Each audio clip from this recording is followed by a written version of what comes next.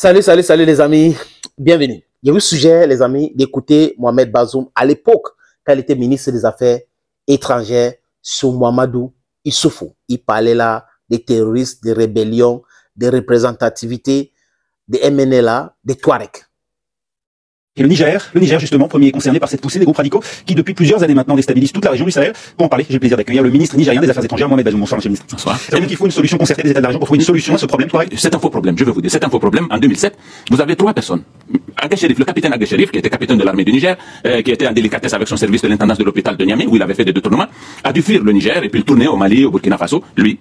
Deuxièmement, Aboubakar Alambo et Mouman Kalakwa, qui sont des passeurs de la drogue notoirement connus, qui étaient en délicatesse aussi avec la justice. Ces trois personnes, en 2007, ont créé le MNJ, ont proclamé une rébellion au nom de la communauté Touareg. Qui avait-il concerté? Pourquoi peuvent-ils parler au nom de la communauté Touareg? Comment se fait-il que, tout de suite, tous les médias s'emballent, en Occident en particulier, pour dire qu'il s'agit d'une rébellion Touareg? Trois personnes qui ne représentent pas, ils ne représentent pas la communauté Touareg. Le MNLA ne représente pas la communauté Touareg. Ils n'ont jamais été mandatés par qui que ce soit. La communauté Touareg au Mali, c'est au-delà de ces personnes, mais qui ont la facilité de se faire entendre pour dire qu'ils parlent au nom de la communauté Touareg. Alors que je ne pense pas que ça puisse être une opération possible lorsqu'on doit parler d'une autre communauté. Quelle est cette facilité que les gens ont de pouvoir parler et d'emballer les médias lorsqu'il s'agit de parler de la communauté Touareg? C'est cela d'abord que nous nous Vous avez compris ce monsieur.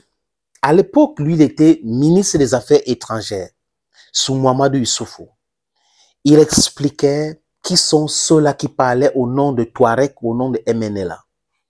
Il trouvait que c'était une minorité de hors-la-loi, de bandits, de trafiquants, de drogue, des corrompus qui ont fui parce qu'ils avaient volé tellement et qu'on voulait les arrêter.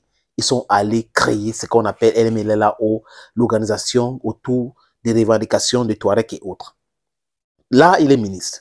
Quand il devient président de la République, il y a un mouche qui l'a piqué. Il explique qu'il faut négocier avec les terroristes. Alors qu'ici, il blâmait plutôt la presse occidentale de donner la parole aux gens qui ne sont pas représentatifs. À trois personnes ou deux ou trois personnes qui sont les hors-la-loi. Mais quand il devient président, comme l'a dit tantôt les amis, il demande la négociation avec ces gens. Parce que ses maîtres veulent que ces gens-là continuent à mettre la pression sur les États pour que le pillage systématique continue. Pour que le chantage de l'insécurité, de déstabilisation continue à prospérer.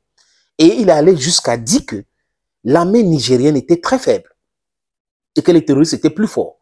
Donc, il répercutait ce que les chancelleries lui disaient, de dire. Donc, c'était une caisse de résonance.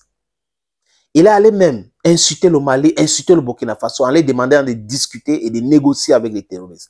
Vous avez vu l'ancien ministre des Affaires étrangères du Burkina Faso, sous France 24, tenir le même discours. Donc, c'est le discours de Quai d'Orsay pour continuer à déstabiliser l'Afrique et à piller l'Afrique. Et Bazoum a fait cette erreur de minimiser et d'insulter même à la limite l'armée nigérienne.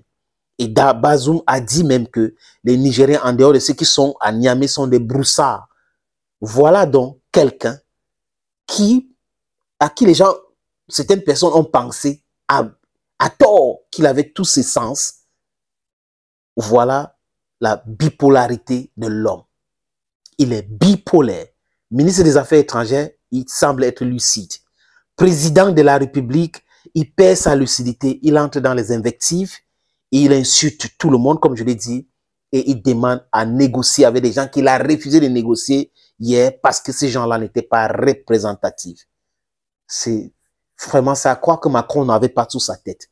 De penser que les Nigériens pouvaient accepter que ce monsieur redevient président de la République chez eux.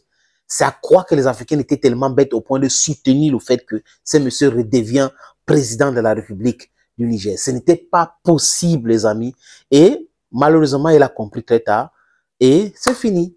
C'est fini pour lui. Thank you for watching. Bye bye for now.